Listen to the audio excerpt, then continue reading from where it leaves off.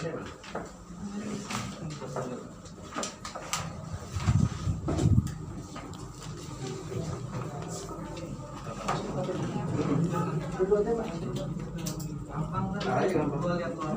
langsung sama prinsip hidup di sini dong. Ya, nanti wartawan awal-awal boleh, nanti pas kita mulai masuk ke ini mediasi hanya saya dan prinsipalnya aja di sini. Oke.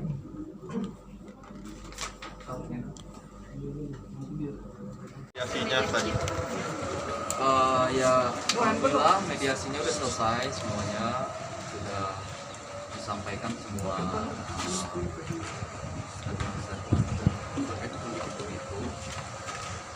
Kita lihat saja lah nanti persidangannya yang terbaik aja. Tanggal tegang tadi mas,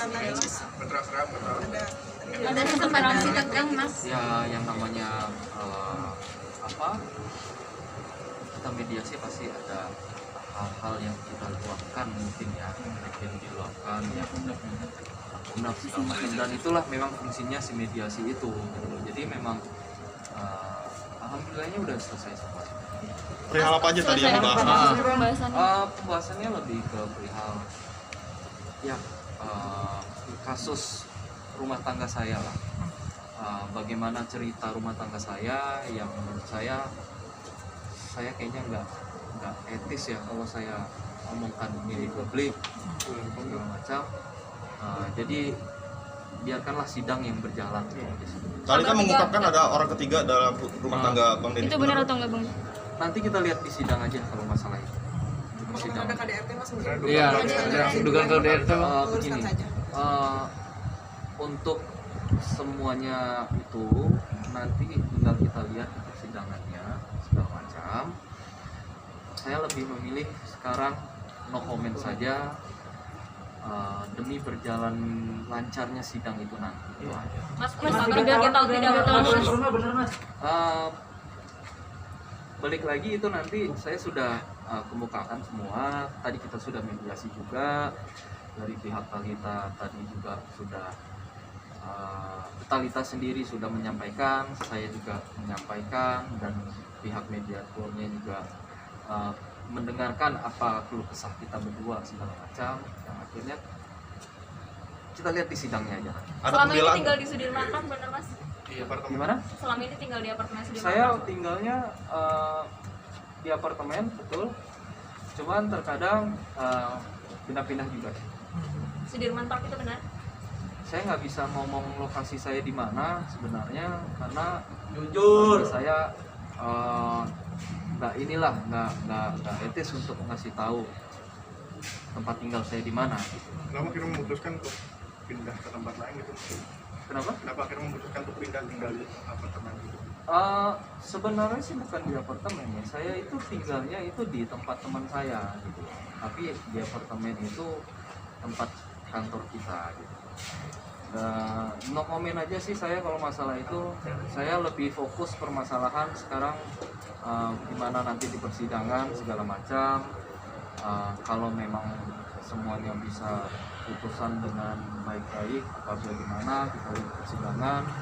Saya mau fokus ke arah sana aja dulu. Keluarga sendiri kan? Sejak kapan sih mas? Gimana? Sudah tidak baik-baik saja rumah tangga?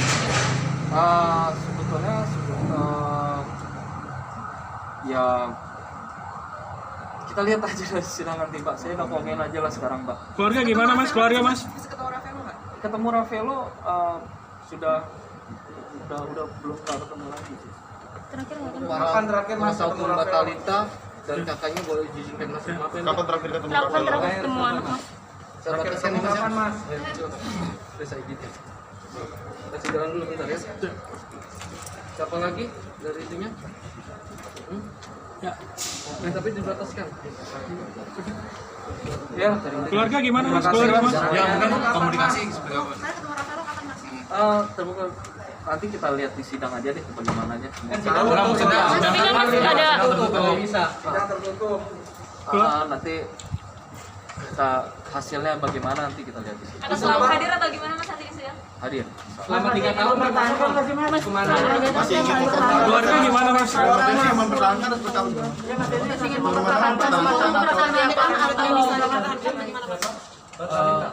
Ya apapun yang terbaik lah. nggak ada usaha untuk mempertahankan Mas Dennis. Nggak ada usaha untuk mempertahankan. Kita lihat nanti aja ya Mbak. Keluarga gimana mas? Tanggapan keluarga gimana? Ya keluarga jelas tentunya pengen yang terbaik. Ya menunggu. Ntar coy. Tadi memang mediasi dilakukan hanya dengan hakim mediator beserta Ibu Talita dan Bapak Denis. Mediasi dinyatakan gagal, maka kita akan masuk ke dalam pokok perkara nanti tanggal 15. Untuk hal-hal yang sifatnya privat dikarenakan saya juga tidak ada hadir, monggo langsung ditanyakan ke Mbak Talitanya. Pelan-pelan aja ya. Ya, yang pasti saya lega karena akhirnya dari segi hukum bisa tahu keadaan yang sebenarnya itu seperti apa gitu. Kan saya dari awal saya bilang saya akan memperjuangkan apapun hak hidup saya dan hak hidup anak saya tanpa kebohongan. Itu yang saya lakukan di dalam. Saya mau bicara fakta, saya tidak mau bicara kebohongan. Ya, apapun reaksinya ya bagaimana, saya nunggu ini bertahun-tahun gitu. Jadi ya itu yang terjadi di dalam sih tadi. Tadi puncaknya ngebahas apa ya sampai emosi? Ya semua yang dibahas, semua pertanyaan kalian semua dia akui kok. Jadi gini, terakhir kan kami juga masuk, akhirnya kami ketemu mediatornya. Memang itu kebijaksanaan yang luar biasa dari mediator di sini, Bu Hakim, bahwasanya Ibu Hakim hanya mau mendengar langsung. Jadi tanpa ada kami, biar Ibu Hakim bisa tahu bagaimana Ibu Hakim bisa menilai sendiri dan mempertimbangkannya sendiri. Nah, dalam kami itu, kalau ada pun kami di sana, ketika misalkan klien saya emosi dan lain sebagainya, ataupun dari pihak lawan juga emosi, pasti kan ada yang memotong dan lain-lainnya. Nah ini enggak pure, benar-benar kebijaksanaan dari hakim mediator untuk mau bertemu hanya dengan Talita dan Denis. Dan disitulah akhirnya diputuskan bahwa mediasi gagal. Mbak Talita, maaf kan tadi sempat bahas juga dengan Mas Denis bahwa Mas Denis memang sudah lama tidak tinggal di rumah dan tinggal di apartemen. Sebenarnya dia tidak tinggal di rumah. Tempat-tempat dia tinggal itu saya tahu. Sampai di tahun 2020 yang di apartemen itu dia pindah 2 kali juga saya tahu. Setelah selesai dari 2 unit itu dia di apartemen yang mana, saya tahu juga gitu. Tapi kan saya tahu ada batasan-batasan yang bisa kita bicarakan, ada yang tidak. Ya saya bilang semuanya tergantung dia. Gitu. Ketika dia berbicara kebenaran, ya saya juga pasti oke, berarti gentle nih orang. Tapi kalau nggak gentle, dia bohong, ya saya harus buka dong. Saya harus kasih tahu dong segala-galanya yang saya tahu, yang kita tahu gitu. Jadi ya saya bagaimana ya Mbak gitu, saya tahan ini tuh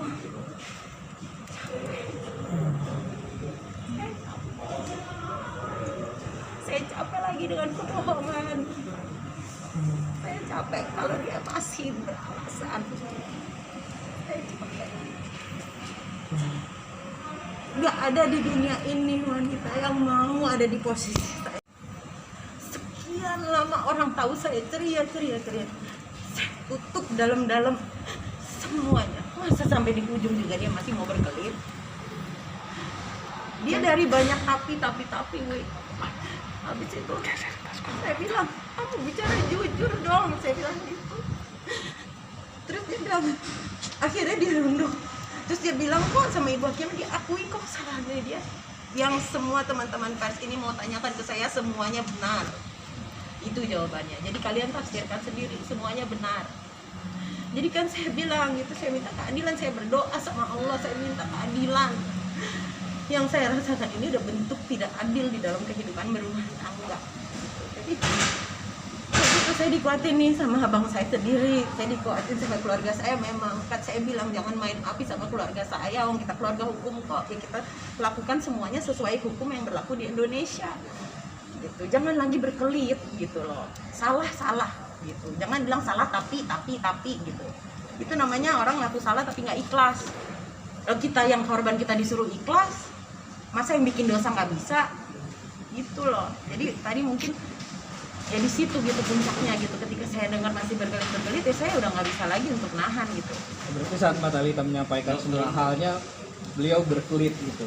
Awalnya berkelit, akhirnya dia mengaku. Termasuk juga ada orang ketiga Mbak. Iya. KDRT. Iya, KDRT fisik. Kan siapa yang wawancara dari kalian pihak sana? Dia bilang nggak ada KDRT fisik. Saya lihat tuh tayangannya di mana entah. Ada itu semua. Saya bicara fakta. Tapi kan saya tahu kapan saya harus bicara, kapan tidak saya harus bicara. KDRT-nya kayak gimana, Kak? Oh, KDRT-nya saya dilempar kok pakai handphone ke mulut, ke muka saya sampai berdarah, bibir saya sampai dagu saya, gigi filiran saya sampai patah 2 yang di bagian depan. Jidat saya ini dijedutin sama dia, sama kepalanya dia sampai berdarah, sampai benjol. Anak saya lagi di pangku pas dia lakukan itu. Dia masih mau bilang nggak ada lagi KDRT fisik. Harus tunggu saya ngomong kayak begini dulu, baru dia mau gitu ngaku. Ada visum tuh. Gitu. Gara-gara Itu kejadian sudah dari 2016. Adapun Saksi. nanti bukti-bukti dan Perkara, sebagainya ya. nanti kami akan sampaikan di Sidang. gara-garanya Itu secara apa? berkala kak KDRT-nya. Tidak berkala, tapi saya mengalami perlakuan tidak yang seharusnya itu beberapa kali gitu. Itu pada saat Apa yang membuat- apa yang membuat yang Penyebabnya KDRT apa Kak? Temperamen atau gimana? Iya, temperamen. karena Penyebabnya hal kecil yang sebenarnya nggak perlu sampai begitu gitu. bukan karena emang wanita lain yang Oh, ketahuan. bukan. Orang saya kita lagi habis pergi keluarga gitu kok. Kayak gitu. Jadi kayak ya itu saya udah nantu bertahun-tahun tuh benar gitu ya. Saya harus ngomong, saya harus nahan lagi kasih orang pembuat dosa ini bisa bernapas lega sementara saya terengap-engap gitu. Kayak ya gimana sih gitu. Adilan aja lah Mbak gitu Mas gitu. Saya juga mana pernah sih saya kayak gini cari-cari perhatian. Dia iya kali cari-cari perhatian. Saya mah enggak.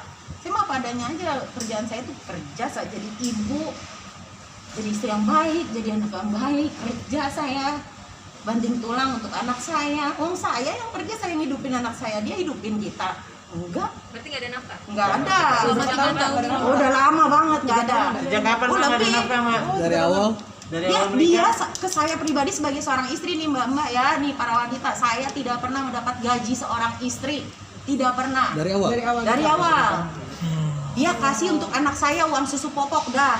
Jadi mau bergaya-gaya dia tuh silakan. Kalau saya emang nggak perlu deh ngomong-ngomong macam-macam, saya bicara fakta. Dan saya bilang jangan lagi berkelit, kalau sudah berdosa tanggung jawab. Kenapa nggak sempat lapor ke pihak berwajib? Ya itulah saya masih kasih kesempatan, saya masih memaafkan gitu. Sampai akhirnya ketika berkelit ya saya emosi, wajar, saya manusia. Gitu loh, saya manusia. Karena saya bicara benar-benar apa adanya gitu.